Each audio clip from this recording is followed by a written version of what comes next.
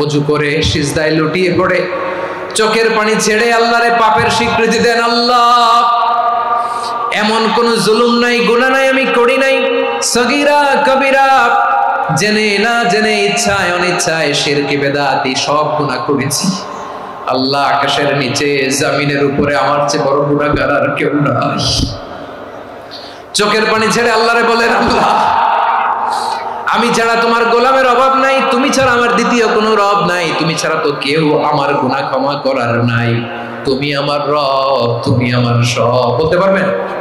এই তাকরীর আমার পটুয়াখালীর ভাই, এই স্বীকৃতিটা দেখতে আল্লাহ বড় ভালোবাসে, কারণ আমরা সবাই গুনাহগার। আমরা সবাই কি? বিশ্বনবী বলেন, কুল্লুকুম খাত্তাউন, বানি আদম, তোমরা সবাই পাপী। সবাই কি? সবাই পাপী। আমরা সবাই পাপী। আপন পাপের বাটখারা দিয়ে অন্যের পাপ মাপি।